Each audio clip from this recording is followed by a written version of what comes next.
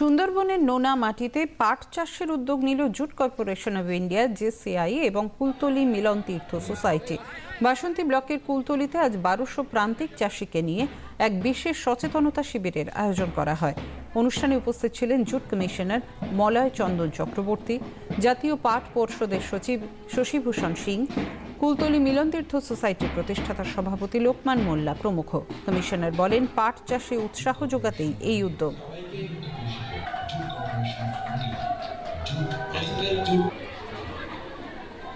নতুন করে পাট চাষের একটা প্রয়াস শুরু করছেন ওনাদের। বাকি যে আমাদের জুটের যে প্রোডাক্ট, তার জন্য অলরেডি জেআরএমবি, জেআরসিপিসি আর জেআরও, ওনার জন্য অলরেডি ওনারা যে আছে এখানে স্যাংশন দিয়ে দিয়েছেন। তো এখানে ওগুলো শুরু হয়ে যাবে। এখন পাট চাষটা যে আছে এখানে, অনেক বছর আগে এখানে পাট চাষ হতো।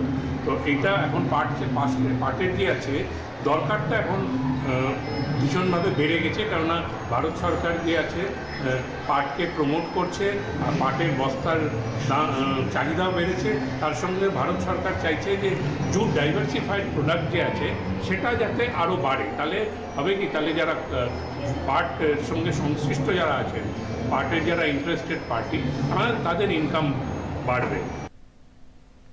সচিব বলেন, চাষিদের রোজগারের দিশা দেখাতেই এই পদক্ষেপ। जूट के उत्पाद को और डाइवर्सिफाई करने के लिए जितने भारत सरकार की योजनाएं हैं उसको हम लोग यहाँ पे अप्रूव किए हैं, सैंक्शन किए हैं। लोग मुल्ला साहब के नेतृत्व में ये JRCPC का ऑलरेडी प्रोग्राम भी चल रहा है, और उसी से रिलेटेड जो जितने भी प्रोडक्ट बन रहे हैं उसके लिए JRO भी, जूट रिटेल आउटलेट, जो कि एक तरीके का मार्केट और प्लेटफॉर्म प्रदान करने का एक स्कीम है, उसको भी हम लोगों ने अप्रूव किया है, सैंक्शन किया है।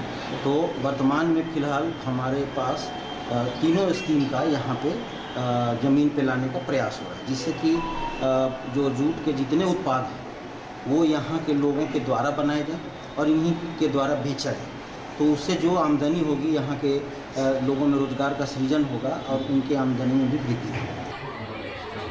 লোকমান মোল্লা বলেন, এই উদ্যোগ গ্রহণের ফলে এক নতুন অধ্যায়ের সূচনা হলো।